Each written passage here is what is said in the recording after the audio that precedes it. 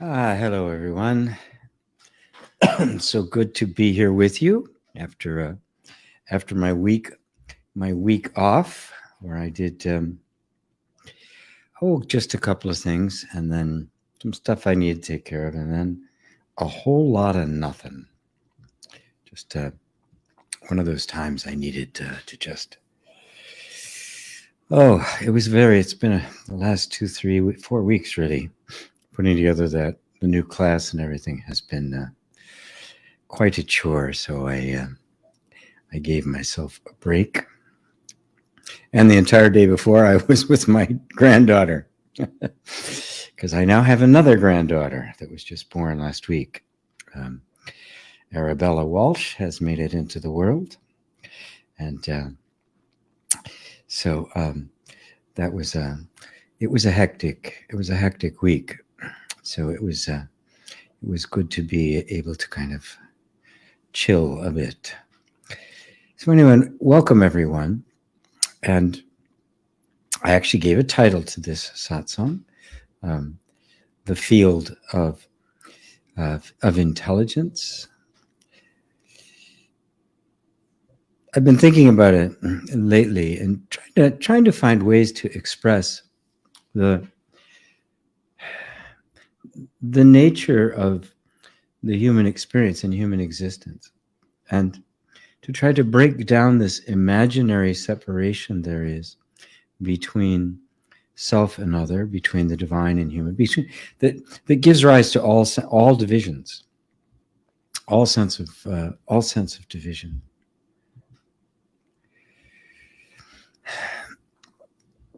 You know, there are two different models that various cultures and societies use as really kind of a primary worldview that gives rise to the whole rest of the structure of culture, society, and all the way we organize ourselves.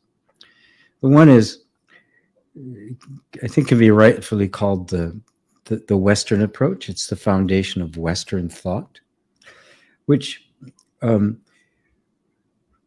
was solidified into a real model with the Greeks about 3,000 years ago, that became kind of a foundation of our modern mathematics and the like, and gave rise to the scientific method or classical analysis. And the underlying assumption was very simply that I and what I perceive are two different things.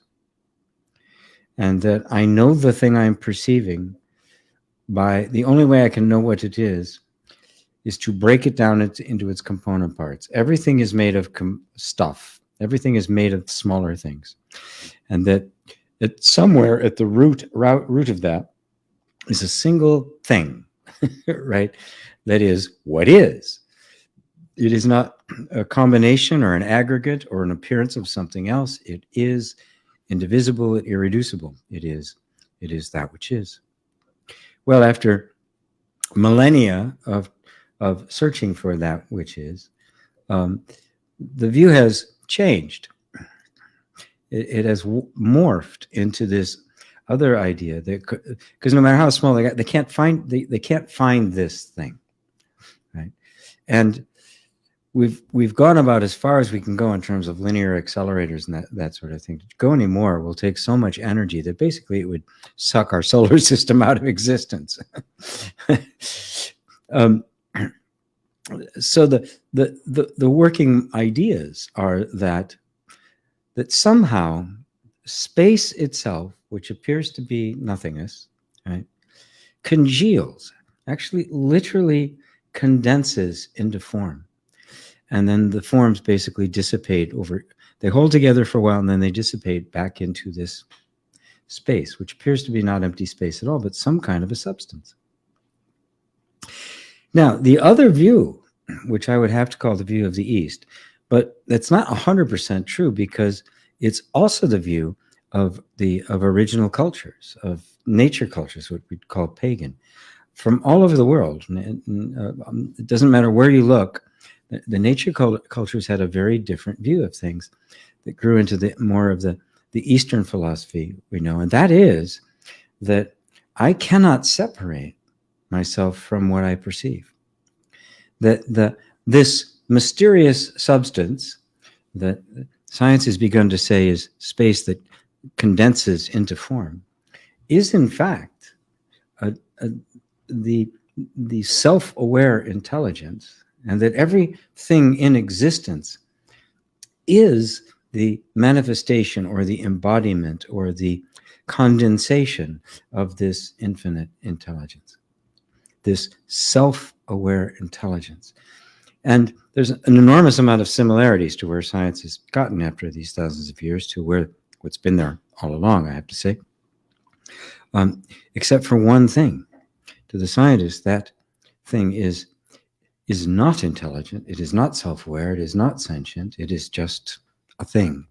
And somehow up this chain, self-awareness, consciousness emerges. Whereas the what I'll call the Eastern view is exactly the opposite. That this emptiness is self-aware intelligence. And I think what it boils down to is just the model of intelligence as being personal. Right? I would agree with the Western Abrahamic religions about not being able to believe this universe doesn't have a creative intelligence behind it. But I'm not going to agree that intelligence is personal. And I'm certainly not going to agree that he gets offended at me because I happen to do something stupid, right? The creator of the universe is worried about boys kissing boys or being offended by somebody wondering if he even exists, or even a he, even though a whole idea of he. Very strange, really. Anyway, I digress. What this means for us, personally, individually, is that intelligence, nobody owns it. And nobody has more access to it than anybody else.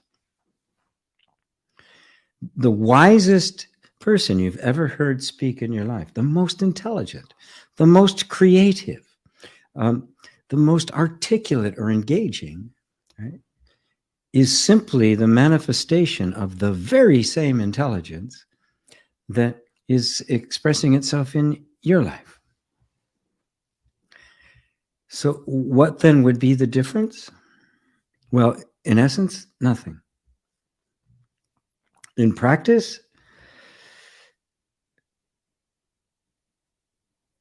I think unless somebody has awakened, specifically consciously awakened to this understanding that none of this is personal, the I that is taking credit for this intelligence or thinks it somehow is the source of this intelligence is an idea. It doesn't even exist.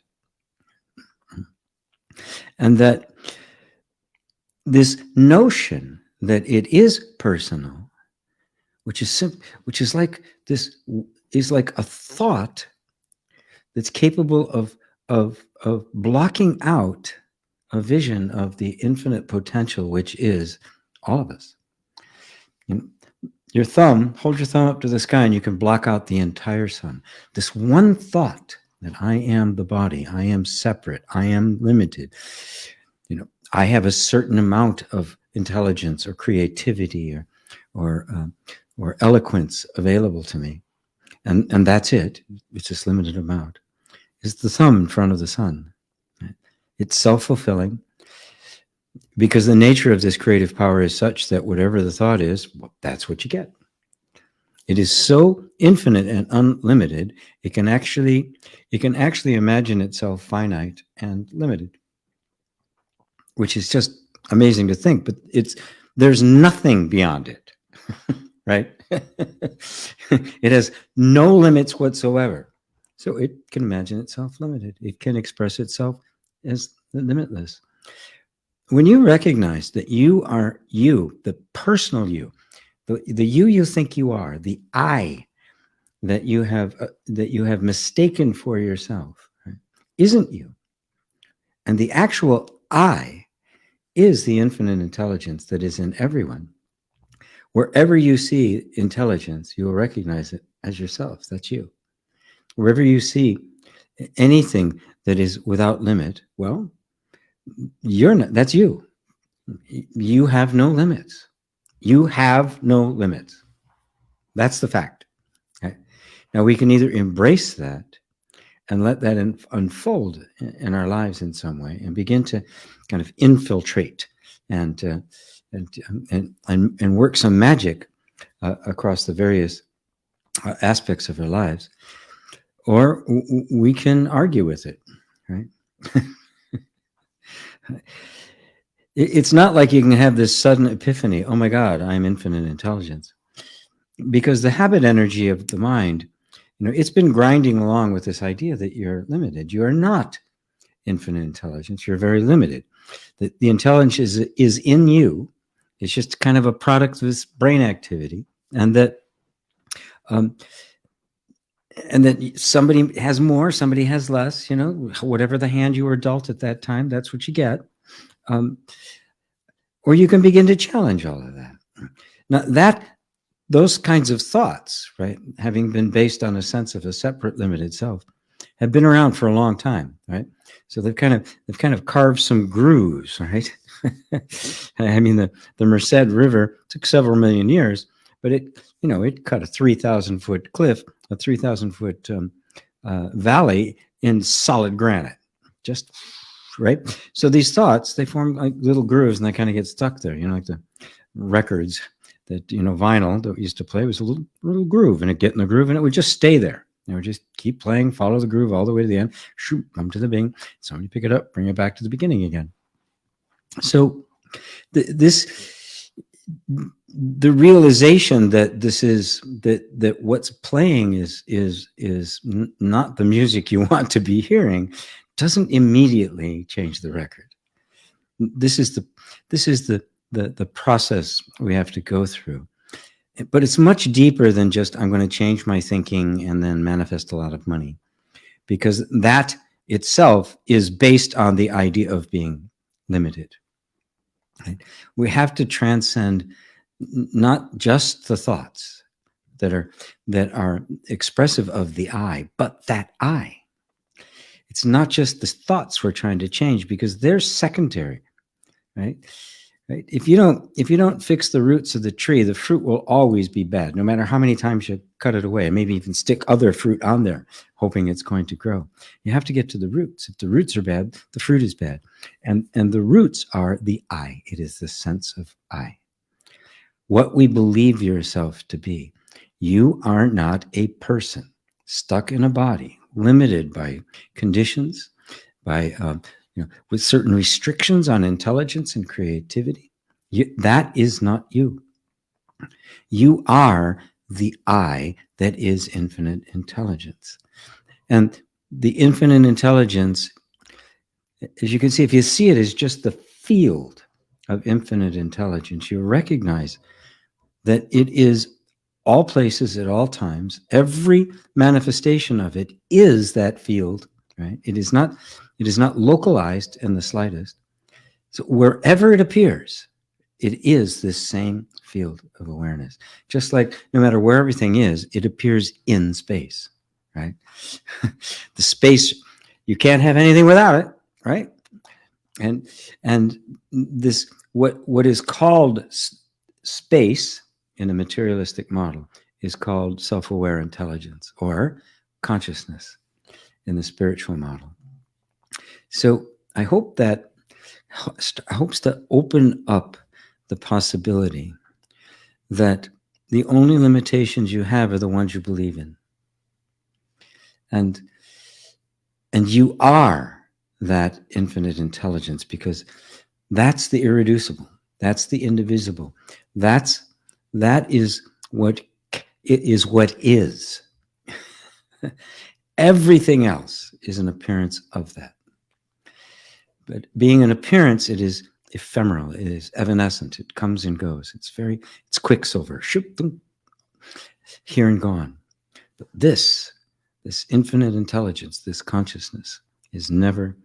It is what is. It doesn't come and go. It is what gives rise to everything that does. And what it gives rise to is what you call your life, right? It doesn't even give rise to you. You are it. And every thought, every feeling, every sensation is a manifestation of it. That it needs to become your I. All right. That's good for now. Welcome, everyone, to Satsang. It's good to be here. Good to be back in the chair. Oh, and we have a nice crowd here. Roberto is back in Barcelona. Wonderful, wonderful, wonderful. Rosario, yeah, also is in. You're in. Hi from Barcelona this time. You live in Madrid, right? You're in Barcelona now. I love Barcelona. Wow, what an amazing city. Visited the Dali Museum, one of my favorites. Rosario, how nice you're back. Thank you. You're welcome. Hello, Hendrik. Good to see you. There's Rabi in Romania, David and Elaine in Southeast England. Hello, my friends. Crispin in Switzerland. Okay, Crispin asks, in a recent talk, GP advised, watch your thoughts. This has been with me for a few weeks, and I highly recommend it to everyone. A lot appears in a new light, including your own consciousness. To be continued. Is it continued further on? Let's see. No, I guess not. To be continued. I guess that's the cliffhanger, huh, Crispin? Okay. Yes, watch your thoughts. And when I say to do that, I don't mean watch your thoughts with the intent of changing them, because now you're not really watching them. You're judging them. And that's different. When you start wanting to change them, now you're in the realm of self-help, law of attraction, manifestation, visualization, and all of that, right? This is about simply becoming aware of becoming aware. Just by watching and noticing how even the desire to change them is another thought, right? You naturally begin to kind of become increasingly aware of your own consciousness, of that which is watching the thoughts. Right? It's quite remarkable. Right? It seems like, well, yeah, it's not a big deal, right? Well, it's only not a big deal, which is another thought, when you're watching your thoughts with an intention to make something different. When you're free of that intention, you are in a place of genuine meditation. You're in the place of pure allowing. Without intention, you are pure awareness, because pure awareness has no intention. It's aware of intention, right? And just lets it be. It doesn't take personal ownership of it. So when you're simply watching thoughts, really watching, which means watching every thought, including everything that pops up as an intention or a judgment, a shudder, oh God, I wish I didn't have that thought. All of that, right, is being watched. And when that watching is really pure, when that witnessing is really pure, it begins to connect up to something deeper, something really primary, something beyond which you really can't go, right? Because there's nothing watching that. Right? There's not something else behind that. Right? Right? You're hitting the very bedrock of being. So I'm glad you. Hope that wasn't too loud. I'm glad you're discovering that, Crispin. Wonderful.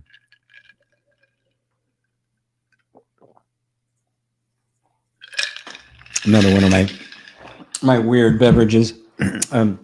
Milo, namaste, G. Is energy healing possible? Do thoughts and prayers make a difference when a beloved one is sick or unhappy? Oh, absolutely, yes. Yeah, there is a power there. There is an energy. How do we empower prayer? You know, the prayer just please help them is really pretty weak. There's not a lot to it. It possesses no power of its own. And this is the way most people approach prayer. It's a prayer of supplication. I'm powerless and useless. You can do something. Please do something, right? And if you don't do something, oh, it's God's will, or why didn't you do something? You said you would, right? There's another level of prayer which is more affirmative, right? Which assumes health. It assumes that the well-being. It sees that, you know, discord and inharmony and sickness are an imposition. There's something out of whack. And it seeks to do what it can energetically to put things back into whack. Right? So in that sense, energy healing is possible.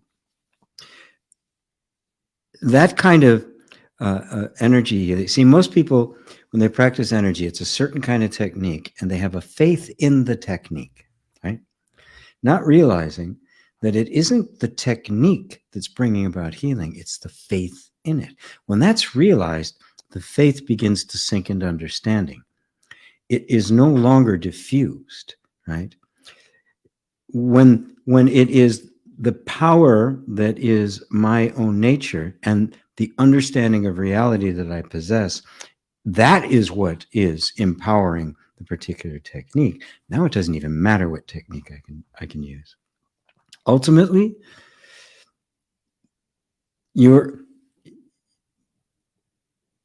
there's no need to have an intention or a desire to fix, change, or alter anything. Matter of fact, we don't even want to. We don't know what experience anyone needs to have in order to bring them to awakening. We don't. And so we don't want to intrude on that territory. So instead, whenever I experience something like that, I bring it inside to me, and I simply look at it from the point of view of, what am I believing in? What is reality? Anything that enters in my consciousness is making a statement about the nature of reality. And so when I experience something like you're saying, I have a choice. I can either believe that there's a sick person out there, or maybe a little more advanced, I can believe that there's a person with a belief of sickness out there, or I can examine my own belief in the possibility of there even existing such a thing as a sick person. Now it's completely within my consciousness. I'm not influencing, I'm not doing anything. I am simply drawing a line that says there is nothing but harmony and health and wonderfulness and abundance and truth everywhere. And denying the evidence in front of my senses, which, by the way, is faith. That's all that faith means. It is not the belief in something external to yourself. It is the perception of something that is invisible to your senses. It's the perception of a truth, even when the evidence of the senses is contradicting it. And is it possible to come to absolute certainty about that? Yes, and that's true energy healing. At that point, you don't have to worry about what connection or energy or technique or, you know, what kind of thing is happening. You know, is there a chord in space or dimensional beings or something? You don't have to worry about any of that, because those are all ideas of something external to you. I only deal with what's here. That's all I can deal with. I'm constantly managing my beliefs and assumptions about others. And so in the reality of my inner space, there is no discord, there is no inharmony, there's no such thing as a sick person. It is simply an image that has presented itself to my consciousness, and I refuse to believe that there's an external reality other than. And this is the model I was speaking about in the beginning. Materialistic model, there's me and there's somebody else, and some kind of interaction has to take place for me to assist or help them. In the Eastern model, there is nobody out there. It is simply perception, and I'm completely have absolute authority over my perceptions. That's an advanced healing thing. I don't talk about it often because it's very misunderstood and can get and can confuse people. But that's basically it in a nutshell. I hope I hope that helps. Lovely. Thanks, Milo. Hello, Penny. Suzanne, hello, hello. When I hear certain songs, they trigger a deep sadness in me, and I instantly have to cry. What does that mean? Oh, it means you're a human with a good heart and sensitive and are capable of allowing yourself to feel. You know, because one of the beautiful things about music, which is why I loved being a musician, and I still am, was that power in it to just bypass the mind and go directly to the heart or to the body, whether it be a group and you just can't help but move, right? Or if it be something that just tugs on your heartstrings. Sometimes it's an emotional association. There's still some songs I hear from when I was a kid, and it just kind of like, just kind of tugs at my heart, right? There's oftentimes there's a song that gets something you hear on your first date of somebody you end up spending the rest of your life with, or at least a significant period of time, or some key event. These beautiful associations can take place, and there's certainly nothing wrong with it, right? There's certainly nothing to transcend there. I have definitely got to get some oil for this chair. Sorry. I'm just becoming aware of how much it's squeaking. It wasn't that bad last week. Or, well, I guess it was. I just wasn't paying attention. Anyway. So everything has an association, and I'm not quick to break those associations unless they're overtly destructive and unhealthy. And there's plenty of those, but the others that just kind of touch it in our humanness, I leave those alone. That's what music is for. It's true that in some instances they make music to purposely do that, because there really are some chord changes and melodic patterns, and I know them, that if you use them, it's almost like an archetypal association between these between certain chord progressions and our emotions. There's others that there's one, and that's why it's used. It's a 1-5-6-4, and that's why it's used in just thousands and thousands of songs. Matter of fact, half the songs you hear that are hit songs have that chord progression in it, because there's an emotional tug on it. It's not necessarily sadness. Good music tries to go beyond that and not just keep doing the same thing over and over. But commercial music isn't interested in that. It's interested in selling records. So the meaning of it is it's either something really inherent, and there are some things in music that you just can't help but respond to it. Others are personal associations, like all sorts of things. There's archetypes. There's things that are common to all of us. And then there's things that are individual, your personal experience of it. And as we grow, those will change. Those that are kind of relevant to a different time of life. There is sadness that's like painful, from the back, reminding us of painful events and the like. Those you can begin to disassociate from, so that you can eventually end up keeping the sweetness of what was experienced without the extra triggering, right? The extra stuff laid on top. But I wanted to not throw out the baby with the bathwater, separating the wheat from the chaff. I don't want to lose anything human. I don't want to get rid of sadness because I stop feeling, right? I don't want to get rid of sadness at all. There are times when sadness is appropriate, right? When someone I love is hurting, I feel it, right? When if something is lost in my life that means something to me, I feel it, right? That's being human. I wouldn't want to change that. What we don't want is the undue suffering, the attachment to those kinds of experiences and emotions, and we also don't want resistance to them, right? This is what it means to be fully human. This is the flow of life. You feel it Totally. If you want to feel total, unbridled, ecstatic joy, you have to be willing to feel utter grief and loss.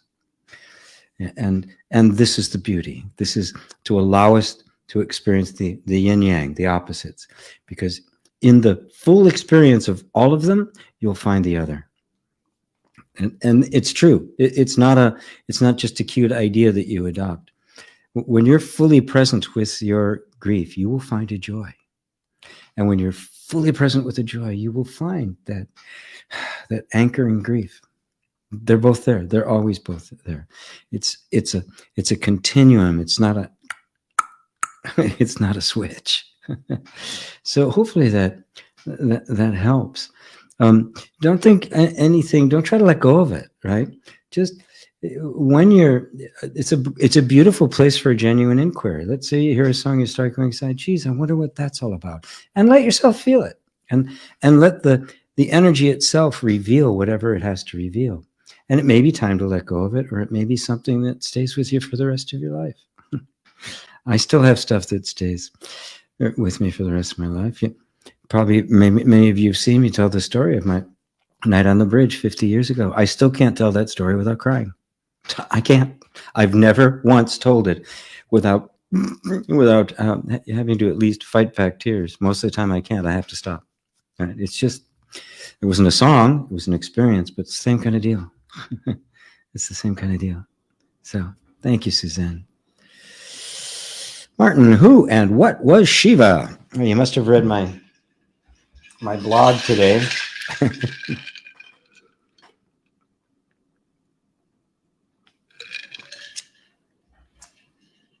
I love this. I love discussing gods and goddesses. Being raised in a Christian world where all of that was horrible and nonsense. I mean, I never was even exposed to it. I never heard the word Shiva. I mean, it was after my night on the bridge that I heard the word yoga or enlightenment or any of these kinds of things. It just wasn't in the vocabulary back then. And as I've learned over the years to really delve into mythology, in the West, because we have such a concretized, factual version of God. There's a God, and he's a real man, right?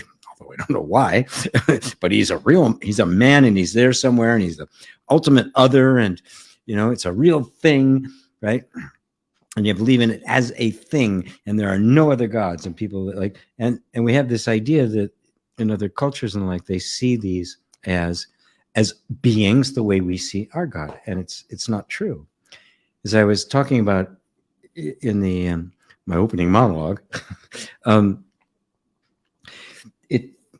it's immanent. There's an immanence, that there's this kind of universal intelligence that manifests itself in everything, and they saw it in everything, and they anthropomorphized it in everything. So there was a goddess of fertility, or the goddess of the harvest. There was a god of wine, right? There was a goddess of prosperity. And there was all sorts of creatures. There were dragons and wolves and all sorts of things that represented these archetypal or essential energies, these characteristics that were just, you could see them like you see music in every song you hear, but music itself is totally ephemeral. You can't wrap your hands around it. Now, that's a nice introduction to at the center of the Hindu constellation of gods is this triune god of Brahman, Vishnu, and Shiva, and they have different meanings, right? And on one level, Brahman means the creator, Vishnu is the sustainer, and Shiva is the destroyer, which also happens to be created because it's this circle, right? And what they've done is mythologically embodied what we experience all the time, the phenomena, the wonder of creation. Something is born. It is sustained, although constantly changing. It's sustained over time, but eventually deteriorates and dies, and then is born again. This is the circle of life. And so Brahma refers to this creative, the energy that brings something together into a form, into you, to me, to the trees, to everything, right? It is the creative power. Vishnu, the sustaining power, right? So, my form isn't here for a second and gone. This form, even though at a molecular level, at a cellular level, it is here and gone in seconds, right? It is this constant creation. The sustaining at that level is very short. At the level of our experience of form, it has a duration to it. And then eventually there's a deterioration and an end. And so these gods represent these attributes that are inherent in life. Everything is there, but they as themselves, creation, you can't put your finger on it. And then there's a deeper meaning to them. The deeper meaning of all three of them is actually the same. They are the true self, right? Everything that is created, sustained, and destroyed is an appearance. The self, the changeless, is the Brahman self. As it says, it's absolute being. It is the Sat Chit Ananda. It says it throughout the Rupa Gita, right? So the ultimate mantra is, I am the Brahman self. That is the true I am, the actual self. It is also it's also used. It says the Rupa Gita also refers to that in the same thing as the Shiva self, right? Right? And Shiva has other aspects. Shiva is both creator, he's both destroyer and creator. The feminine aspect of Shiva is Shakti, right? That's the consort, the masculine energy of Shiva, the feminine aspect of creation, right? And so they all correspond. They're pointers. They're metaphors. They're like words, except they're images with these, elaborate. They're just beautiful. They're just extraordinarily beautiful to represent the great mystery of existence. And it is a mystery. Why do we exist? We're sitting here having conversation and questions. We're talking about the deepest questions there are in life. Just stop for a moment and just consider. We can do this. Is it just the 100th monkey, right? And I'll be gone and it won't have any meaning anyway? Or is there something to this self-awareness thing? Is there something really unique and extraordinary about self-conscious awareness? Because that self-conscious awareness is what these guys are pointing to, right? And their consorts, because in the Hindu, well, in every mythological system except the Abrahamic religions, there's always a male and a female aspect. Only with Yahweh, the only God that does not have a female counterpart, right? So you can understand why he's always so angry and wrathful and beating people and jealous and stuff. It's quite clear. The guy needs a little, right? I'm going to be condemned to hell. Anyway, I think you get the picture. It's an attempt to point us back to the transcendent, to that which just is beyond all. And what is that but yourself, the biggest mystery of all? Me, my own existence, my own nature. What am I? Everything I see, everything I touch, my body, everything is constantly changing, and yet here I am. What is this? Well, that's what they would say. That is the Brahman self. That is the essence of all things. Or as I was calling it at the beginning, the field of infinite intelligence, of self-conscious awareness. That is Brahman. That is Shiva. That is Shakti, right? That is the source, the ultimate source. That is God. So hopefully that's the Hindu Trinity in a nutshell. And hopefully that was will satisfy and open the door for pondering it, because it's not like, okay, what's this? You get an answer. Oh, that's what it is. It's like, what is this? It's it is a doorway into self-exploration. That's what it really is. You are Shiva, right? What? Yes, you're the creator, you're the sustainer, and you are the destroyer. You are the self behind the whole arc, behind the yin yang, right? You are Shiva. Ooh, what am I then? Now it gets interesting. Thank you, Martin. Oh, it's starting to get warm. Yeah.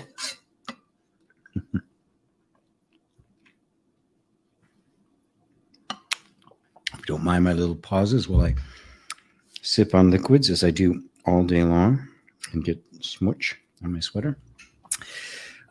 Red Rose. Oh no, Annette. Annette. Oh, you beat her in by a second. Annette Rockstar. What effects does silence have on the body, mind, and soul? Thanks. Well, if you want to look at simply neurologically, physiologically, in terms of the nervous system, silence allows things to go offline. It doesn't have to be alert. It's like darkness, and include darkness in the silence, right?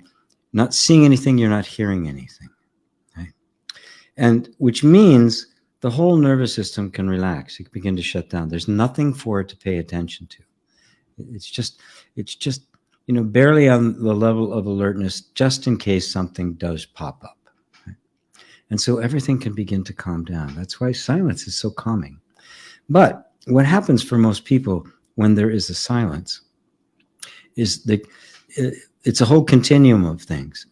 But at its essence is the mind keeps going, right? In the silence, we hear the mind, right? So if there's this quiet, your mind will be moving.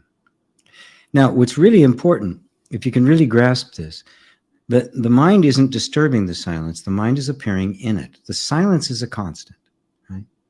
Without silence, even the loudest piece of music couldn't be heard, right? It would be, walking through a mall or an airport or something like that, and there's all this ambient noise, and you can kind of just hear there's some music playing, but you can't hear it. But if that was nothing but silence and that was all that was there, you'd hear it absolutely pristinely. So everything, right, relies on this background of silence. Even the cacophony of the crazy airport ambience relies on, because you wouldn't hear that if there was other noise. Everything has this baseline of silence, of quiet. That silence in its real nature is you. It is not a state of things. It is what you are really like. It's what the internal world really is. It is your normal state. Now, if you just for a second become aware of the fact that thoughts are happening and you're watching them, you're hearing them, then you recognize that you are sitting in the silence and always are. So that means now that you can come into this place, be in the silence, even while the mind is going. So now meditation, there's no need to stop your mind. In fact, you couldn't. The more you try to, the less success you'll have at it. Because the act of trying to stop it is itself the mind and is feeding the mind. And it's just, fresh out. You just poured more gas on the fire, right? But to come to the place that is silence, because only from there could you be listening, then you just stay there and let the mind do what it has to do. It will eventually, because it's not being fed, kind of dissolve into this silence. And you begin to realize that thought, the forms, right, all of the creation, including the subtle creations of mind, are arising out of the silence, which means they're made of that silence, which I know is paradoxical, but it's the way it is. And then they just kind of dissolve back into it. Brahman, Vishnu, Shiva. This insight, that silence, that's the goddess, actually, the mysterious creator. The act of that thought appearing, that's the Brahman aspect. The thought has a tiny duration, an emotion a little bit longer, a concept, a little longer than which is a group of thoughts, right? Just like, the very cells in the body coming and going to sustain a body. There's thoughts come and go to sustain a concept, and that fades away. And that's Shiva. All the aspects, there they are again, right? This is what it's pointing to. But what they're coming out of, what's watching them the whole duration of it, and is watching as they are dissolved back into that silence, is the silence. That is the source of them. That is the very substance of it. And so the effect that it has on the body is that the body calms down because it's not on alert, right? And the less you're interested in changing thoughts, and the less you're interested in making them go away, the less interested, the less engaged you are with them. And then what happens? The mind gets quiet because there's no energy feeding it. And as far as the effect on the soul, well, silence, that is, in which this is all appearing and is watching it, that is the soul. It doesn't have an effect on it. That is you. That is your being. That is the true Brahma, Vishnu, Shiva. Or even in the Hindu mythology, even the gods were a creation of the mysterious feminine principle, the womb of the universe. Completely unknowable and mysterious. Thanks, Annette. And there's Sonia. Oh, not fair. I got here early and there's already a line for questions. This reminds me of the toilet paper shortage. That's good. That's good. That's a good analogy for satsang.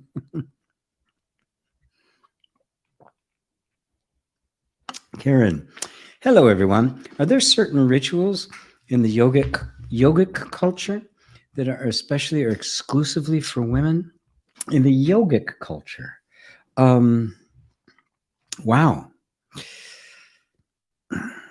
I have to say I'm not really sure, but I'm going to add this to to expand my my research. I haven't, as some of you may know, I'm planning on doing two workshops, one exclusively for men and one exclusively for women.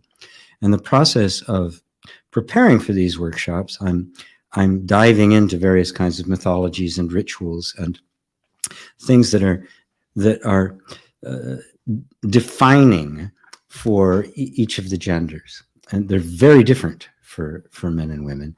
And there are many different rituals for women, especially rites of passage rituals. The rituals around going from girl to woman that are completely different than the rituals for boy to men. So I'm going to add that to my list in the yogic culture to see if there are any specifically for women. That would be very, very, very, very useful. So thank you for asking. And I don't really have an answer as of yet, but I'll get one. I will definitely get one, because these rituals are important. Matter of fact, I got a book sitting right here that I just got all about creating sacred spaces, and so I'm doing the work on it. So hopefully I'll have a lot to offer you when it's time to give I'm planning on somewhere around the end of October for the men and the middle of November for the women. So, okay, great. Thank you, Karen. Tatiana, hi everyone. Yes, Crispin, watching our thoughts is powerful. Yep. Congratulations on your second granddaughter. Thank you, Penny. GB, Georgia. Good evening, G. And Satsang, all the best. Thank you. Hello, Amy. Good to see you. Tatiana, congratulations to your Pete for becoming a granddad. So I understand. Stood for a second time. Yes. All the best for the little girl and her parents. Yeah. Yes. It's pretty fun. Yeah, it's pretty fun. Patricia, namaste, G. Love to all for every here. It's wonderful to be with you. So good to have you. Congratulations. Thanks, Dave and Elaine. Ursula, Madeira Island, Facebook user. Hey, G, is it possible to feel the energy of others? And if yes, how?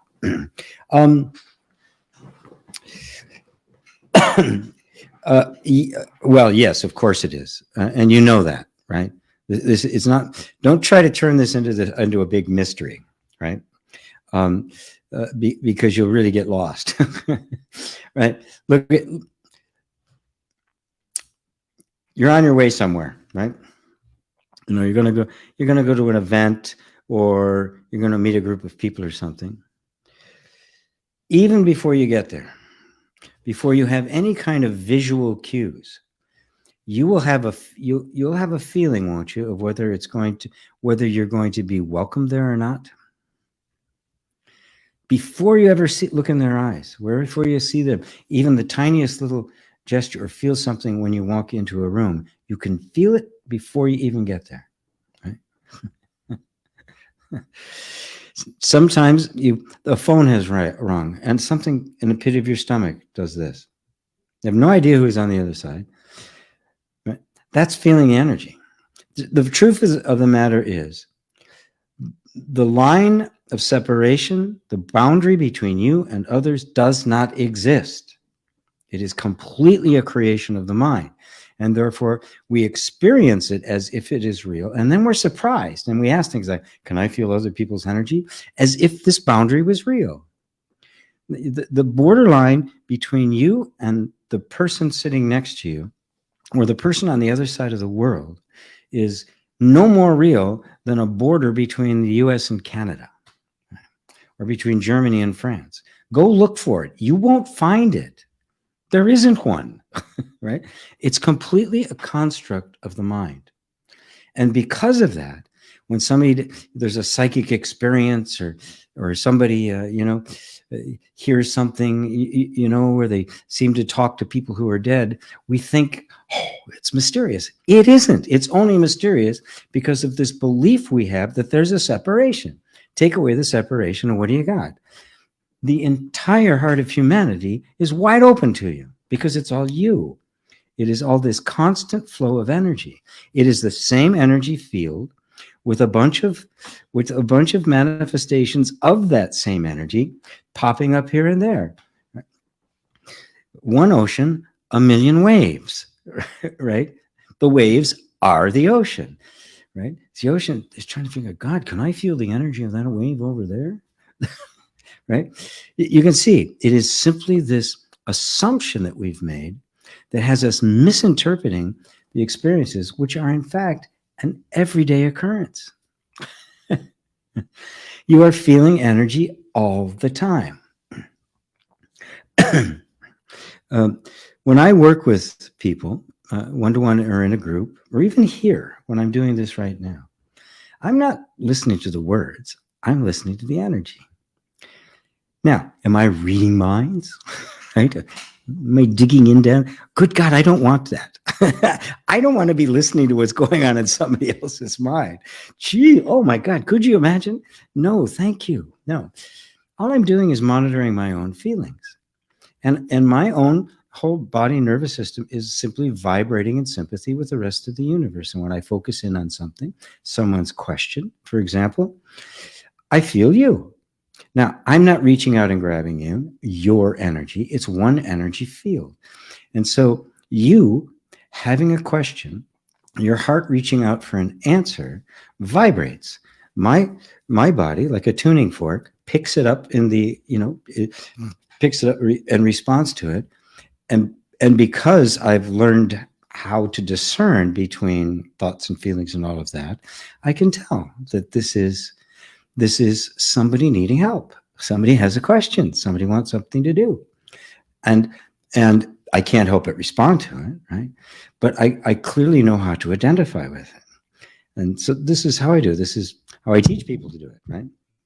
To both heal, to facilitate in all sorts of different kinds of ways. So the answer is yes. You don't need to know how. right? It's happening automatically, any more than you need to know how to blink, right? Begin to become more sensitive to your own feelings, not to others, because it's one continuous whole. It's a field, right? And so this is why I teach the yoga of allowing, body awareness, spending time, feel without judgment, what's going on in your body, what's the sensation, drop the mind's judgments or ideas about what it is, and feel the sensation directly. Because that's how you do it. You cannot do it by trying to like become a psychic or trying to read their energy. That's under the assumption that it's a separation. You already have total access to it. It's called your body. Your body and the rest of the world are one. It's not two, right? Your body and my body are not two. It is one embodiment. Recognizing that, you realize that what you're experiencing as your body is the whole universe. So all you have to do is feel yourself and learn how to feel yourself without the mind, without the judgments, without the concepts, without the preconceived notions of what this feeling is or what it means, right? You're just feeling. And there are some tricks to it. I wouldn't say tricks. There's way. I mean, I teach people how to become more sensitive, to be able to listen to the energy so it reveals its meaning and not the mind, right? This is the key. You want the energy itself to tell you what it is, right? And it will. It will if you listen. But in order to do that, you have to assume that it knows and you don't, that all of your knowledge is useless. All your knowledge is second hand. Even your best spiritual knowledge is useless. Right?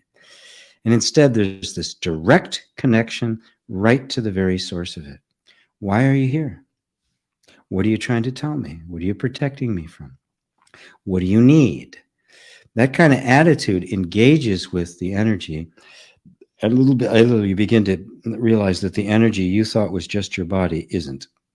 It is, in fact, the whole world and everyone in it. And this is the real realm in which the genuine energy healer lives. So, thanks, Facebook user. Quick check over here.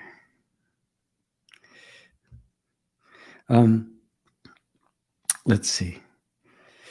Oh, a friend of mine just said that there are, who actually is more knowledgeable about these things. So I'm going to be hitting her up for some good information. She said there are some specific yogic rituals. So I already got a resource for you. I'm working on it. Fantastic. Fantastic. NDB, evening all. Congrats, GP. Hey, thank you. Thank you so much. Patricia, ooh, new granddaughter. Congratulations. Little Libran to grace your life. Yes. Yes, fantastic. And Tuesday is my my other granddaughter's 5th birthday. So I got her first piano. I'm very happy. Ava, congratulations, your G. Best wishes to the newborn girl. Yes, the newborn. Yeah, lovely. Mark, hello, Merc. Hi, GP, and everyone, congratulations. Life seems like a play or a game. What about the relationship between the viewer and the play?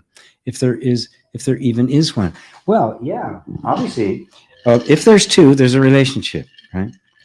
You know, genuine non-duality. I'm sorry, I killed by the mic, and it's got ice in it. It's loud.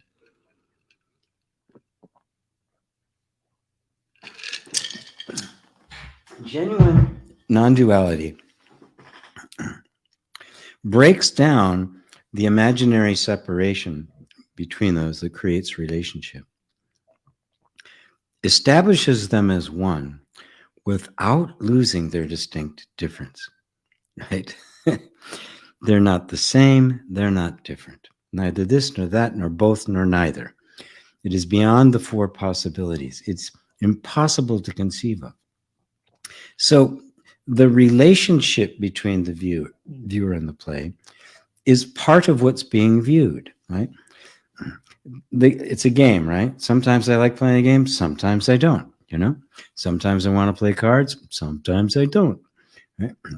Sometimes I want to dance, sometimes I don't. So the relationship is in a constant dance, right?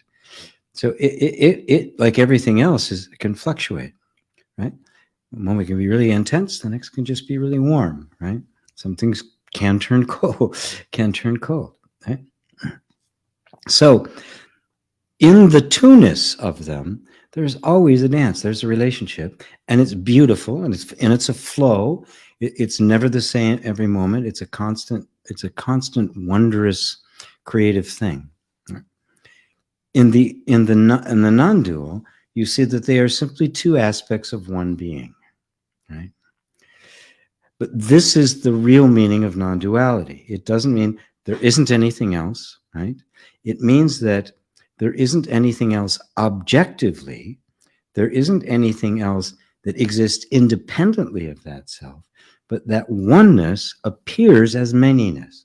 So the manyness is oneness, right? I mean, in fact, how would you know oneness if there was not something giving expression to it? And in order for that to happen, you'd have to have two to define the one, to reveal the one. Take away that, and you'd have one, but it would be pure. It wouldn't even know itself. It would have no self-knowledge at all, because even that would be a two, would be something other than. So in the depth and the purity and the sacredness of this teaching, everything congeals into one, but does not lose its essential, it's the sense of it being. So hard to put into words. I'm grasping for ways to try to say that one is two, one equals two. Right?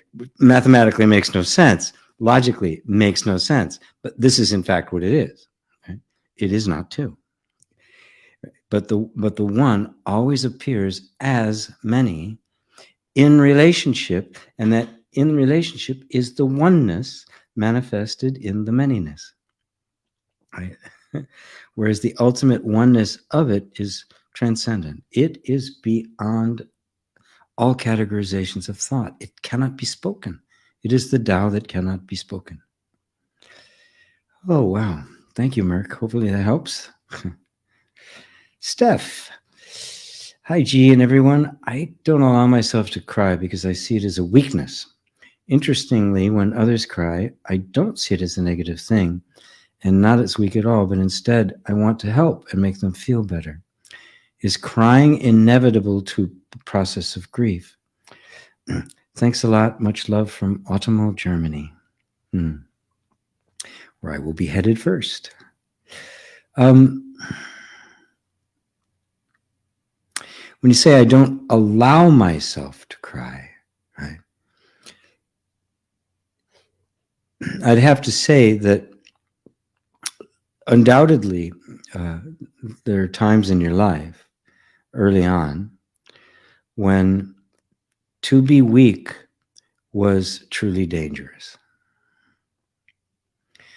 And there is a vow there, a deep vow, to not just not appear weak, but to not be weak, which means no displays of tears, right? Grief, any of that kind of stuff.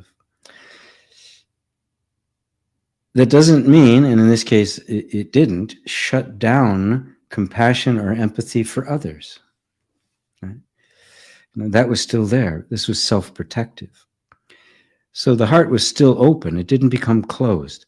It didn't become indifferent to others, which is wonderful, because oftentimes it would. It could have.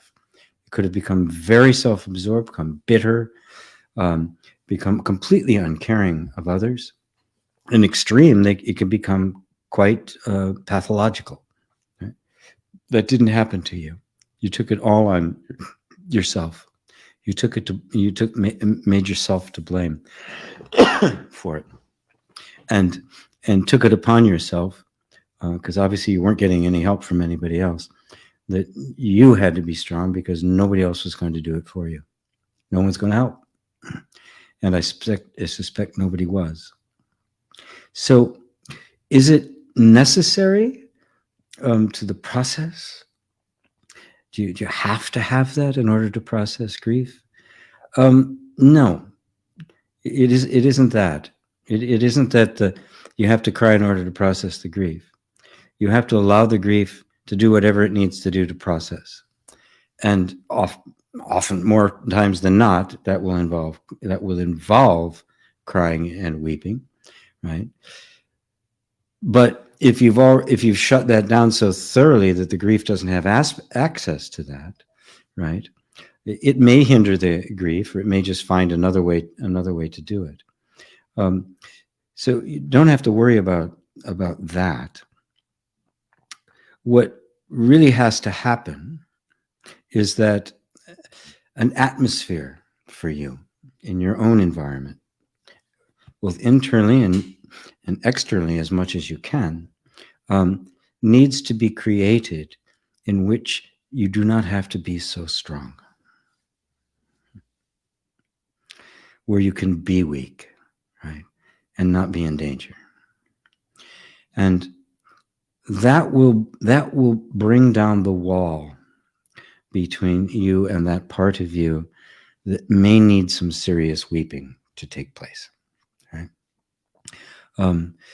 But you can't force it, right? And it can't be artificial. It's got to be a genuinely real, solid container of safety that allows you to basically just collapse in weakness, right?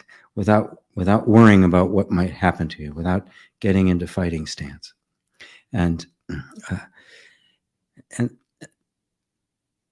you could call that grief, right? Remember, grief is a process, a very natural process that we all go through when we truly internalize the reality of an irrecoverable loss. For whatever reason, whether you did it, somebody else did it, nature did it, God did it, doesn't matter why it happened. It can be something horrendous, it can be something just perfectly natural. But there was a loss of something that could not be recovered, an opportunity, an experience, a relationship, anything. And when that is allowed to be totally accepted into you completely, that's the grief. That spurs whatever has to happen for the whole energy now to adapt and adjust itself, right? To let go of that. And in the letting go of that, in the total surrender to that, and the total acceptance of that, is where the whole thing begins to shift. Whatever is of value of that experience remains. The intensity and all the pain goes, and it all begins now to completely reorganize itself on a different level that begins to feed you. And it finds the ways to replace that loss, and reestablish that sense of inner harmony. Not a dismissal or diminishment of what was lost, just a losing of all of the nastiness, right, that may have been involved, and yet maintaining the original innocence, right? And thus that gets reflected off in your life, and the whole nervous system now is free to build something brand new.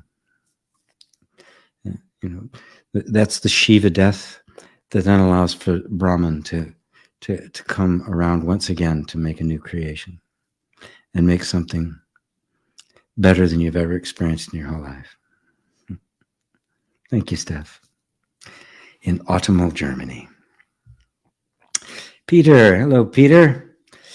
Peter is in, yeah, you're in Italy, aren't you? Good evening, and everyone around the world. Grateful for being here. Me too. Hello, Robbie in Romania. It just hopped ahead on me. Wow, over an hour. Get the questions in early, everyone. There are more people arriving earlier to squeeze in questions early on. But you know what? I would recommend, before you do that, you know, when you come to satsang, you may have a question coming in the door, but once it starts, you know, okay, go ahead, type your question in, right? Or you could just kind of hold on to the question, right? As you want an answer to it, but not give it to your mind. Say, oh, I gotta ask it soon, so G will answer it, right? Instead, just listen to the initial talk that I give, kind of pick up the vibe, really, you know, connect. Notice that these are your peers here. This is your Sangha, right? Everybody here is in this same space and on the same quest and the same deep desire to know themselves. And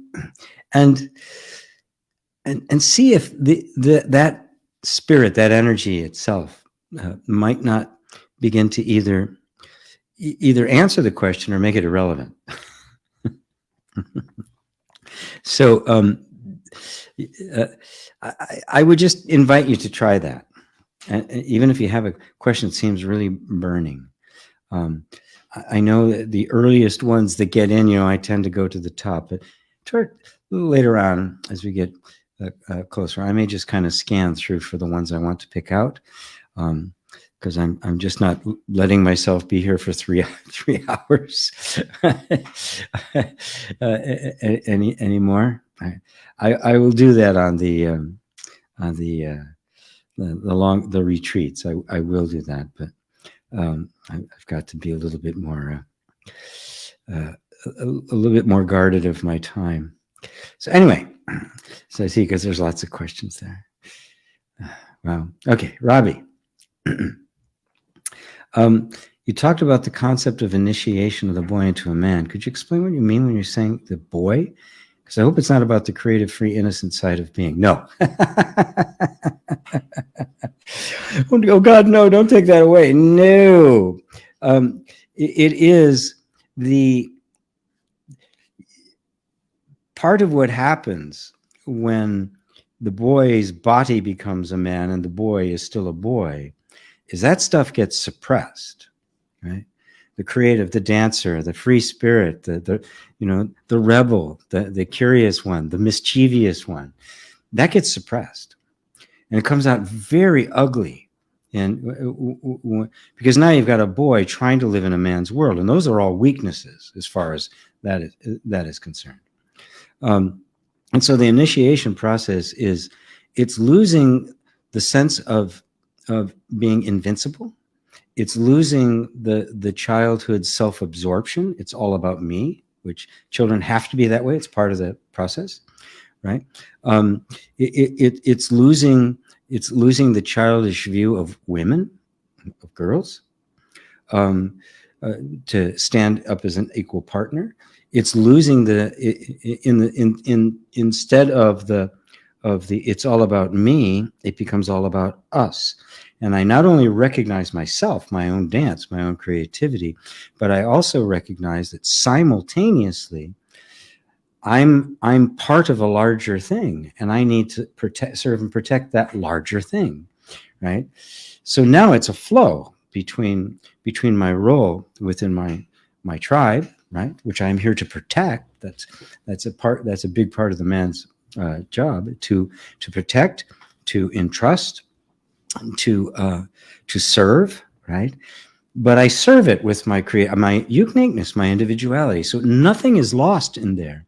It's just given a focus that is no longer just about me. We drop the childhood mythologies. The childhood mythologies are that of invincibility. Superman, right? Who has one weakness, and that's just so he can have villain after villain that he always wins, right? Right. So superheroes, what are the most popular movies right now? They're comic book movies, because comic books are boyhood myths, right? And because the vast majority of men's bodies are occupied by boys and not men, that's why you have, you know, Marvel and DC Comics are still going strong. Their movies are worth a fortune. Video games are that, right?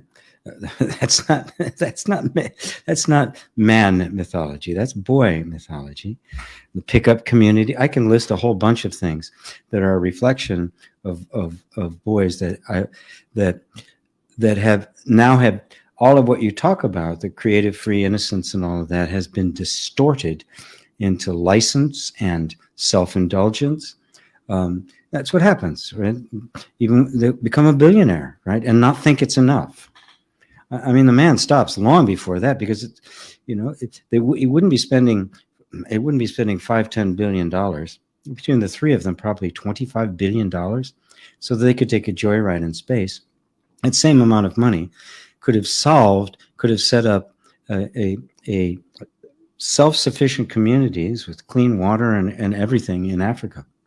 Could have solved one of the biggest problems of the world. But what was it? 3 children, boys, in men's bodies, who simply wanted to display how cool they were. That's how distorted and over the top it can get, and that's what we're experiencing. So yeah, and there's nothing creative, free, or innocent about any of it, right?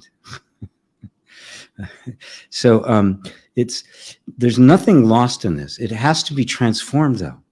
If it isn't transformed, it gets stuck in its infantile expression and never develops its full power, right? So boy does not have power, right? And these men don't have power. Their power is their money. Take away their power, their money, they are powerless. A real man, you could take it all away and he still has power because it's here. It's not out there. Anyway, I'm looking forward to going into depth with you guys in this class. I hope you're there, Robbie. There's Sonia. Finally got your question. When we do something meaningful, we feel fulfilled, yet we like to feel appreciated. When I let a car go first, they don't say thank you, and they don't say thank you. I feel upset. Am I seeking to feel appreciated or approval? What a great question. Now, because I know you a little bit, I know that you'll do it anyway, even though they don't say thank you, right? And yes, it feels a lot better if it's acknowledged, and we should acknowledge it with each other, right? But there are some people out there who think that they're entitled to it, right? And they're not going to acknowledge it, right? Because they can't receive a gift. You know, people think they have to earn it, right? And therefore, so I was entitled. I had earned it, right? You know, so you don't know the psychology or the circumstances or the self-image of the people who are ignoring it. Could have been just a bad day, and they're so in their head, and you know, having problems here and there that they didn't even recognize it, right? Our job is to simply, and it's a lofty thing to attain to, but you know, Christ would say, well, you treat your enemies the way you would treat your friends. So yeah, go ahead, go first. I'll hold the door for you, right? And then if they treat you badly, you return blessing for cursing, right? And it's okay that you feel it, right? Don't say, I shouldn't even feel it, which is ridiculous because you already are, right? The moment you're already feeling something, you say, I shouldn't be feeling that. I mean, it's crazy, and it puts us into this strange state of trying to manipulate our feelings, thinking that somehow spiritual people don't ever feel offended or pissed off or slighted, right? We simply don't want to. We want to grow to the point where we are not dependent on others' approval for a sense of our own well-being, right? And because the more well-being is there, the more you're going to let them go. The more you're going to give way, the more you're going to defer. You don't have to win. You don't care about winning. You already won. You're happy, right? That's That's what happens. And it's still really nice when somebody says, man, thank you. That was really good. That was really helpful. Right? It really feels good. And, it still stings a little bit when somebody says, that was stupid. That's the worst thing I've ever seen in my life, which happens. I get it all the time. I get my share of trolls. Most I just, hit the like button. And, some are so offensive, I actually delete them. So don't worry about it. When I hear the question, am I seeking to feel appreciated or approval? A better thing to do is say, I'm seeking appreciation and approval, and just own it. And say, am I not? Assume you are. Okay. And then I go, so if I just completely accept, oh God, I'm accepting appreciated approval. How's that feel? If you just completely accept it without judgment, right? As if it's something wrong you're doing, you're supposed to change, right? Just completely accept it. Oh, there it is. Oh, guess what? I was just wanting to feel appreciated. Now, how does that feel when you just go, okay. Yeah, I'm human. I want that. Yeah, I want a pat on the back. I want to go, oh, thank you. I want to play humble. Right? When you don't make a big deal out of it, what does it feel like? Right? When the mind doesn't go, it should be something else, right? You're spiritual. You're supposed to be above that, right? I just give and keep on giving, right? Go on by. Oh, you go too. Oh, you go too. And the guys behind you are beeping. Hey, what are you doing? Yeah, we've got to stop being so damn hard on ourselves, right? Some kind of ideal we're supposed to live up to. You're only supposed to be a human, completely embracing your humanness. And embracing your humanness, everything becomes okay. When it all becomes okay, what happens? You don't feel the need anymore. You don't need the same level, right? Because all of that was just try to compensate for the fact that I shouldn't be feeling appreciated, right? I shouldn't be seeking to be appreciated. If you shouldn't be seeking it, then when you get it, you won't even be able to appreciate being appreciated because you wanted it. You can see how twisted this whole thing gets. I take it much simpler. I go, am I seeking to feel appreciated approval? Sure. Okay. Yeah. Now what? Right? I totally own it. I like being up here. I want all your praise. Everybody here, tell me how good I am. If you totally own it, it becomes laughable, right? The moment you totally own anything, it can't control you anymore. Right? If somebody really owns all the bad stuff they do, they won't do it anymore. You have to hide from it. You go, oh, geez. Yeah, I did it. Guilty. Now what? Does that feel better? And you know how to tap on that too. I'm not feeling appreciated. That asshole, he should have appreciated me. You can have a lot of fun with that one. Hello, Linda. So good to see you. Liza, there's Judy Nis. Yeah. Are you new? Hello from Oregon. Yes, new here. Yeah, wonderful. My southern neighbor. Good to see you. Wonderful. So good to have you here. Andy B. That it needs to become you. Amazingly succinct. Thank you, Andy. Love having you in the class.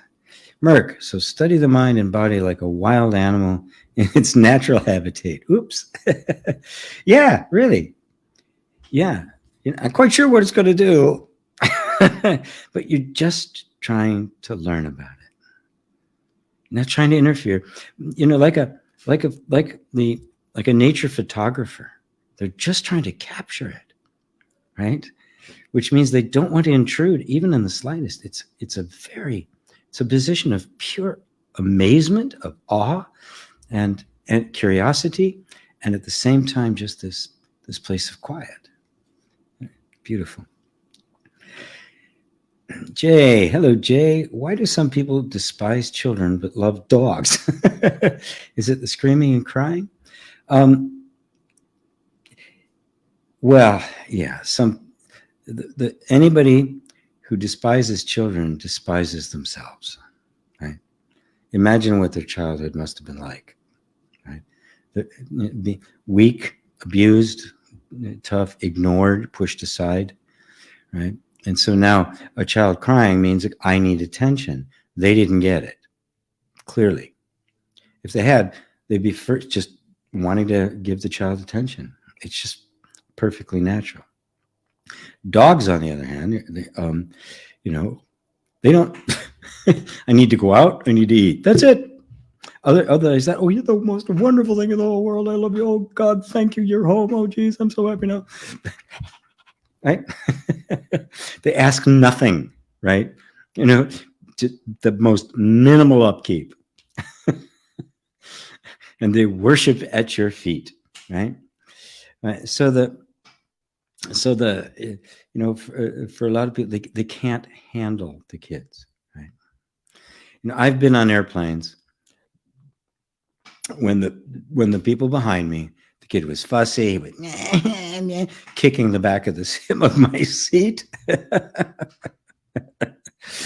I've seen lots of people, can you tell her? It's like, what are we gonna do? I use it as a wonderful opportunity to just love them, to love life, right? Okay, the universe needs to kick me in the ass. Okay. Won't be the first time. And this is a really gentle way compared to some of the times I've gotten it in the past. So you just use it as an opportunity. But, the people who don't, they don't know to do that. They just want to, and there's some people, they just want to complain about everything. Absolutely everything. So I don't pay attention to them, and, I don't know the specifics of each individual, but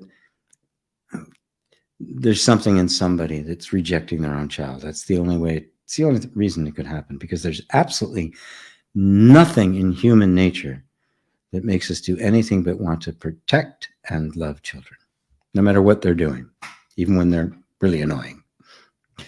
It's a crazy question. I've been coming across a lot of this in the past week, mainly from someone who was on a flight. Oh, there was a child who was screaming and crying the entire flight, basically, blaming the parents for bringing the child on the flight. Yeah.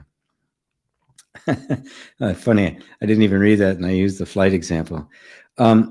Yeah, well, I mean, if you were on the flight with your kids and you were the parents that were being blamed, it might be kind of uncomfortable. Yeah.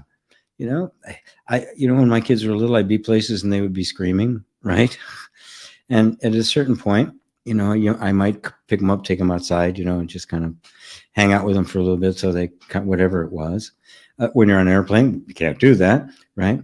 So it's just like, oh well, sorry, they have a right to be here too. They're kids, deal with it. Grow up. They're kids. They're a kid for 2, 3, 4, God knows how many hours.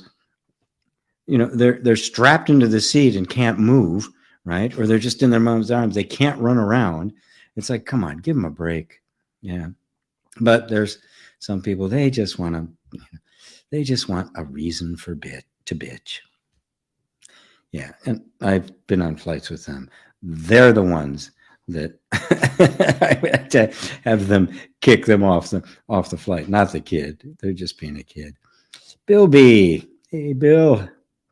How do I tell the difference between my egoic resistance to the process of unfolding and genuinely knowing that a thing, person, or event truly isn't for me?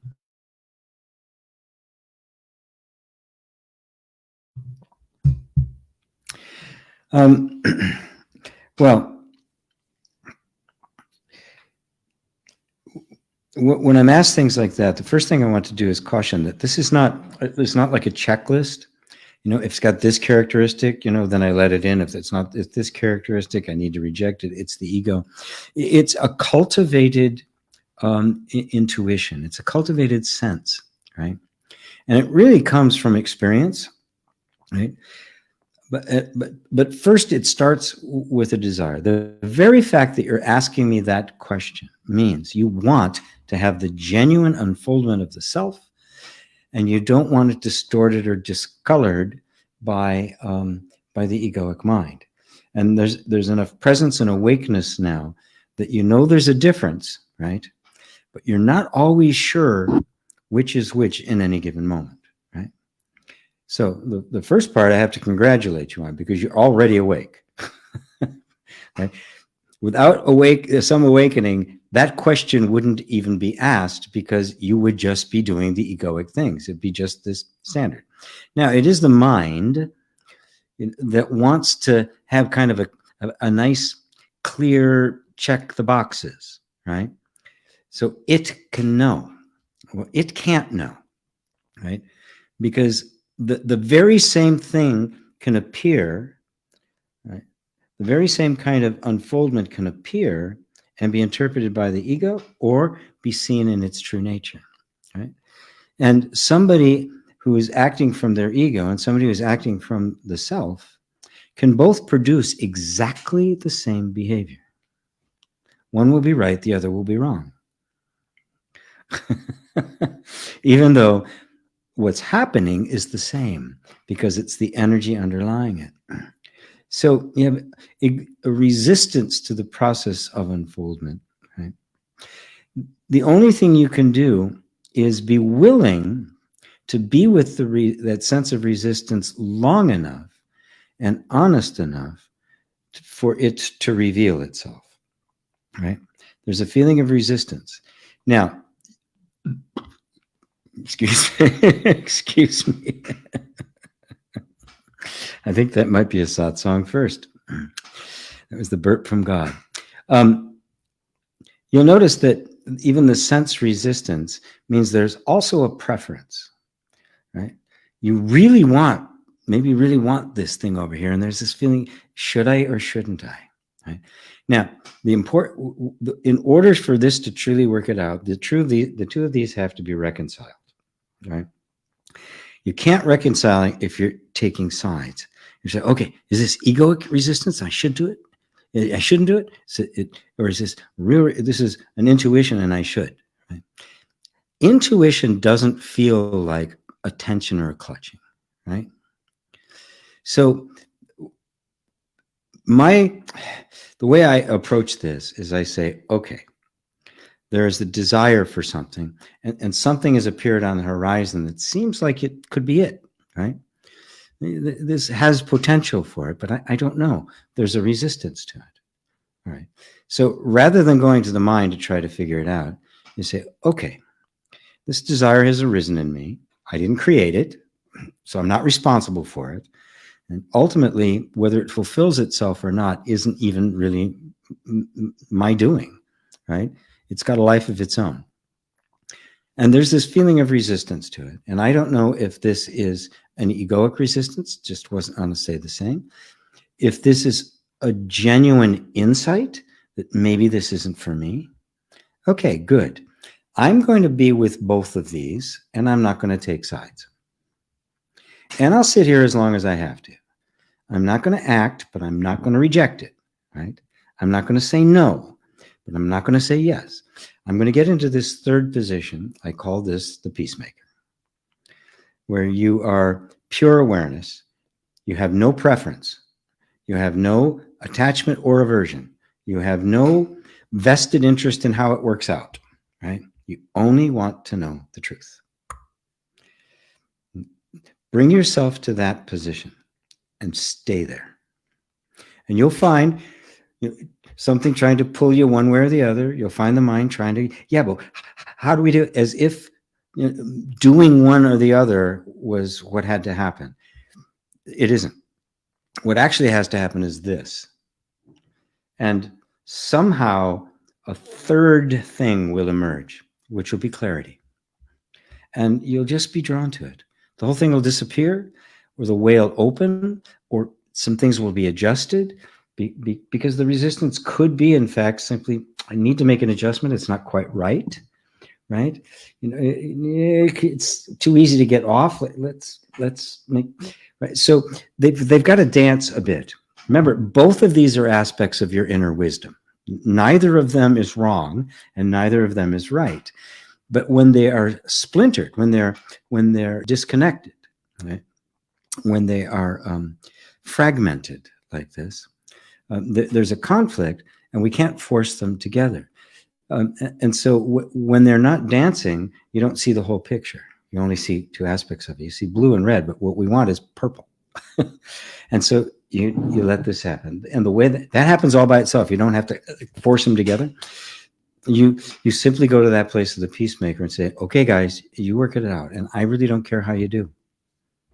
I'm going to sit here and I will do whatever you ask, up to and including nothing. And do your best to stay in that absolutely neutral place. It's not easy, but it's like riding a bike. You know, after a while, it becomes easier and easier and easier. And okay, I am letting go of that. I'm doing something right this moment. I've got something going on right this moment, and I really want it to happen. And it is so hard. I'm very attached to a particular outcome, and it's so hard. I have to keep bringing myself back and going, right, okay, I know I want it. It hasn't happened. So we're just going to be back and say, okay, into thy hands I commit my spirit.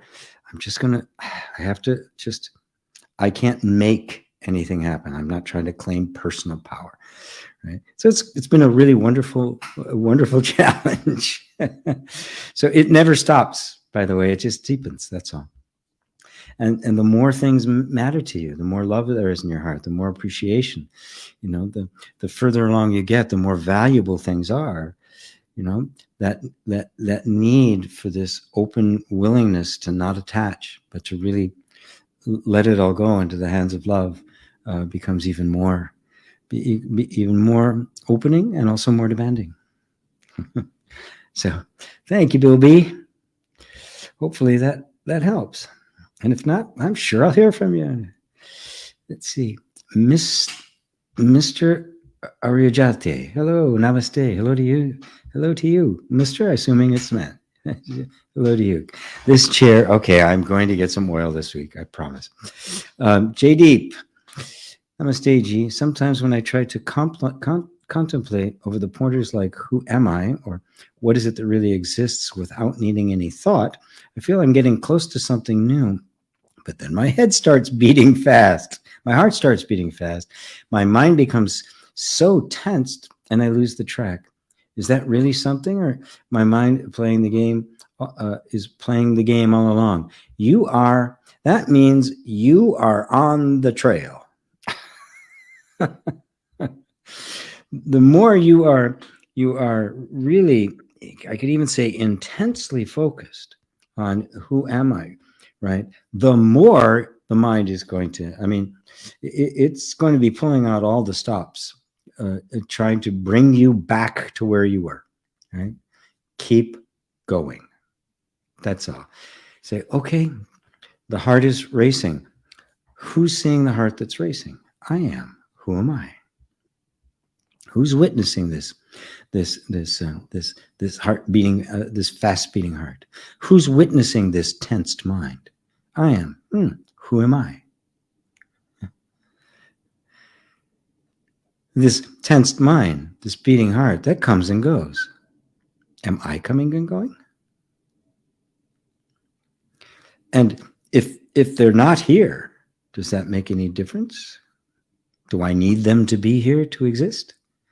Is the I am dependent upon whether the heart's beating fast or slow?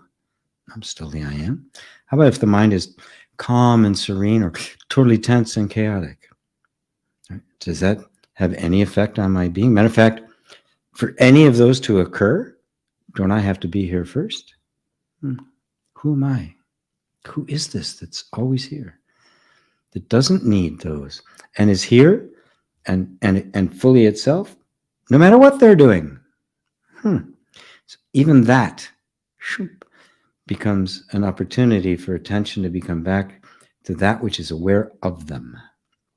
And this is just, they're just kind of pulling out the stops to make it intense. Ooh, your heart's beating fast. Oh, that's a problem. That's a problem. Calm down. Calm down. Right. Mind's all tense. Ooh, my mind's tense. Right. Pulling you back in. It's okay. It's just, you're trying to lift heavier weights. That's all, right? Just, oh, now it's doing that. I'm aware of it doing that. That which is aware of it isn't that, isn't it? Obviously, because it's still here when it's not doing that. And that's me, isn't it? Who's this? Who is this I? Who am I that is watching it? There it is. You're there. You're right back where you started from. And you may find yourself dragging you out. It's okay. Oh, it dragged out. I experienced my attention being dragged away from where I was keeping it into this other place. Oh, wasn't I there? And didn't I watch it get dragged away? Yeah, it was me. And didn't I take it back and I'm back on me again? Yeah. Okay. So I watched it go. I watched it come back. Who's this I? You can take any one of those and turn it around, because none of it can happen if you're not there first. None of it can happen without you. You can happen without them. They can't happen without you. Thanks, Jay Deep. Patricia. So is health, lost you. There you go. Is health attainable by feeling into the energy of health? Yes, on one level, you could take that one step further. Energy of health is health. It doesn't attain health. It's what it is. Recognizing that that's what it is will then just run through the whole system and bring the entire system into alignment with health. You're establishing the energy of health as the fact, not as a state gained, right? Because I've got good thoughts now, or healthy thoughts, I will get these healthy outcomes. You're establishing it as a primary state, as a primary fact. And a fact isn't a state, right? It just is. This is what is. Health is reality. The nature of reality is health. God doesn't ever get sick. Period. Therefore, health is the nature of being itself. Health simply means well-being. That's where it comes from. Health, wheel, where it comes from. It means well-being. That's it. Everything functioning as it should, right? Not some state that gets made, that can be gotten and lost. It isn't physical conditions. It is the nature of life itself. Recognizing that, you establish it as a fact. Establishing it as a fact in your consciousness begins to eliminate everything that contradicts it as a fact. You find they were all beliefs. And it's kind of this natural self-assertion of truth. Once it's accepted as truth and not just as some condition you're trying to attain. Does that answer it for you, Patricia? Leaf. Hi, everybody. Hi, GP. Can you clarify, is consciousness simply to be understood as a capacity of intrinsic attribute of the infinite field of potential, such as love, peace, and light are? No. Consciousness is another word for the infinite field of potential. In the question, I could see, and a lot of people do this. Oh, you got more. And could we say this field is unknowable by nature and simply consciousness arises out of it as a concession to the mind?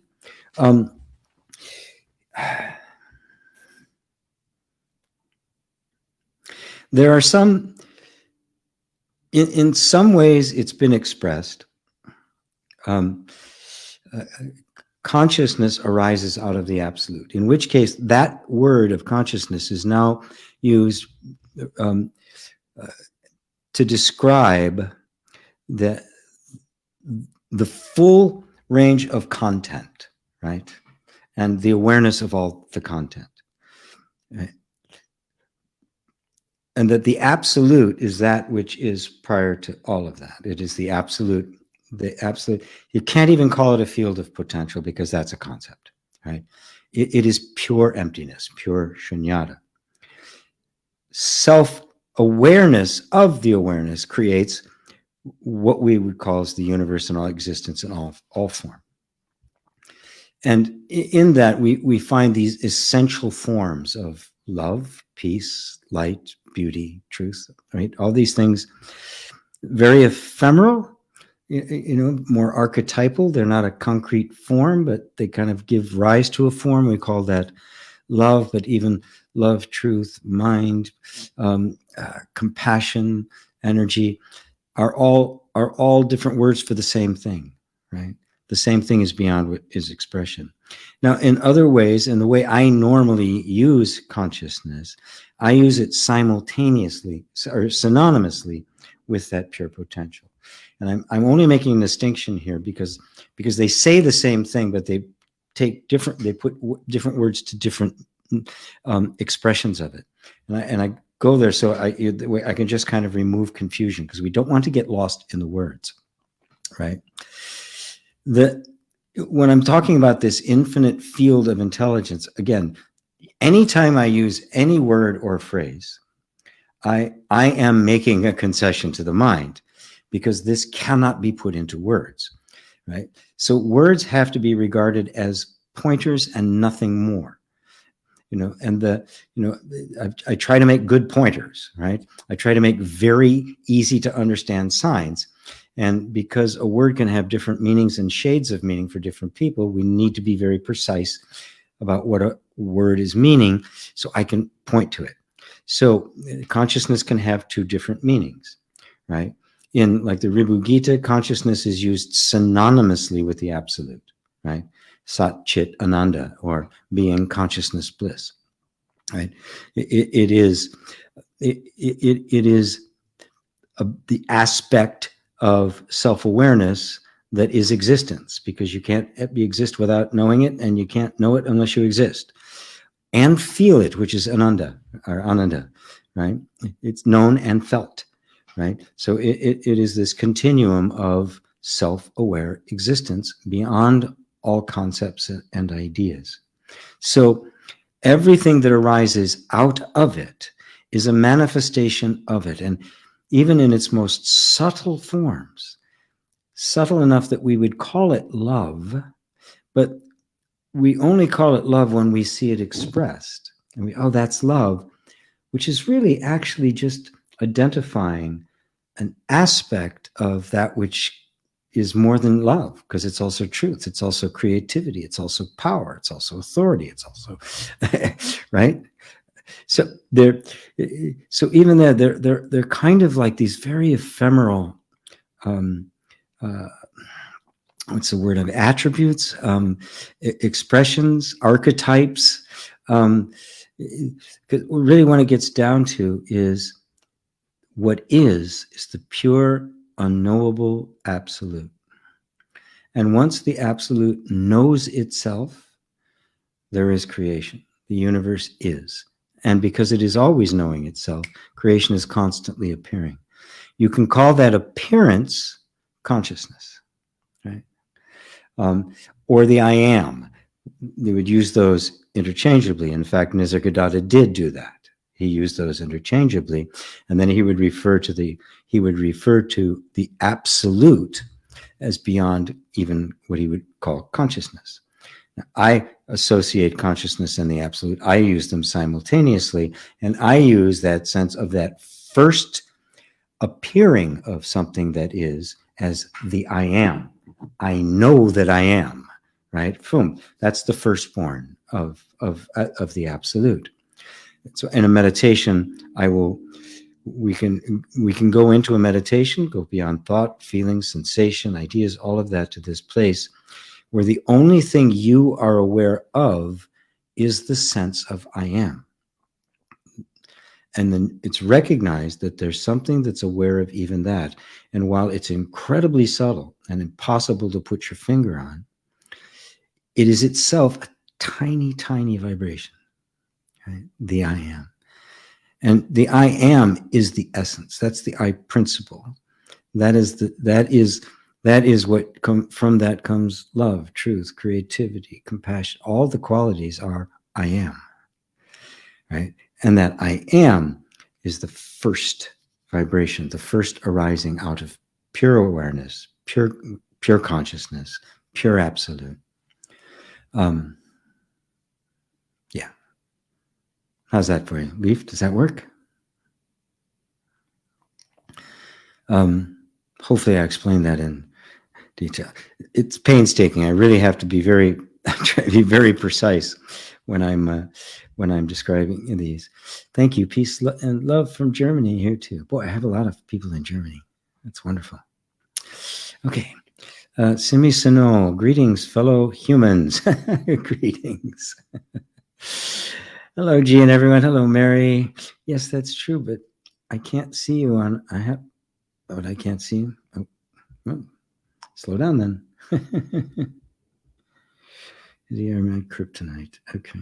Questions turning irrelevant is the best answer. Boys will be boys. Yeah, that's what they like to say. Yeah. I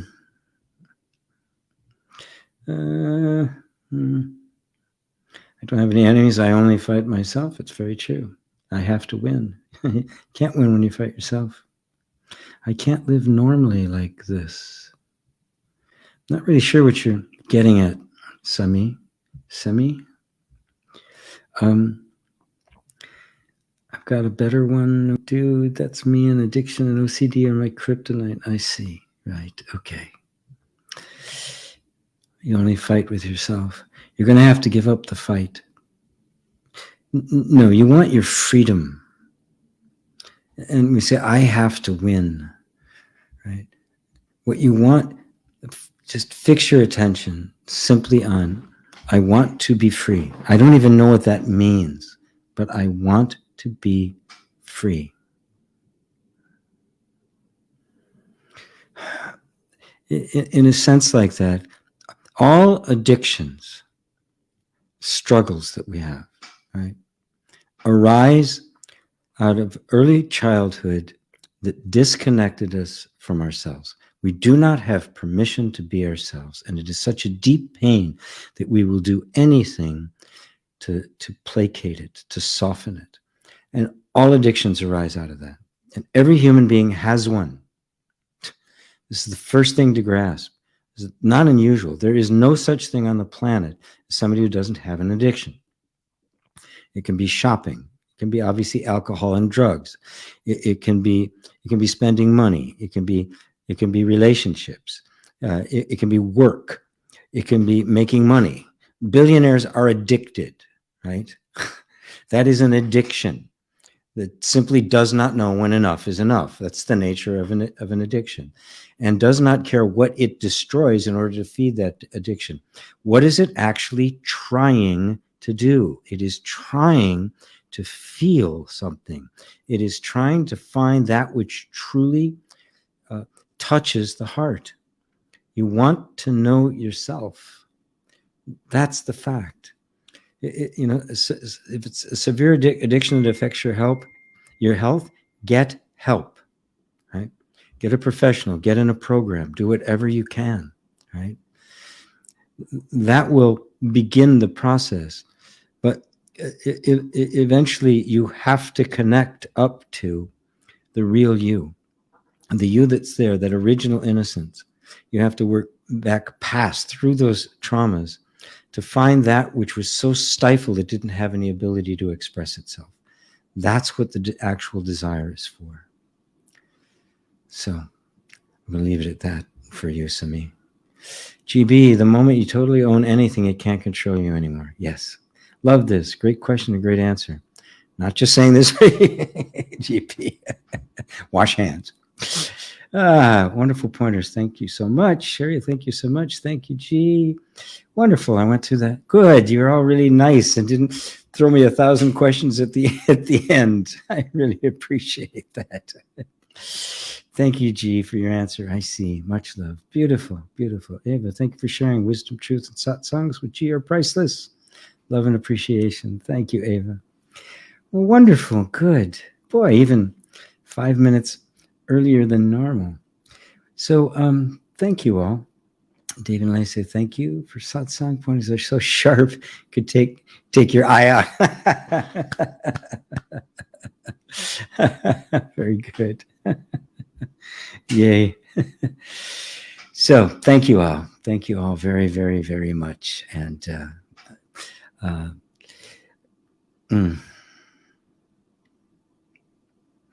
the thing I always love to remind everyone is that you're not alone in this, right? There was something deep within you that brought you to this place in the first place, that brought you to a place where you'd even be willing to consider these kinds of questions, to even desire to think that might be possible for you to even have a better life. Right? Something in you woke up, and you didn't make that happen, because in the darkness you can't. Right? When you're stuck in this and the traumas and the pain and all these things, you can't make this stuff happen. So something outside, loving you, completely benevolent towards you, wanting nothing but the best for you, has been kind of gently poking, looking for an opening. And it got one, because that's why you're here. If it didn't find one and there wasn't some opening in you, you wouldn't be sitting here right now. Take that in. You're not alone. There's a power that brought you here, and that power is going to bring you the rest of the way. That I can guarantee you. So, thank you all, my dear ones. Thank you all. Namaste.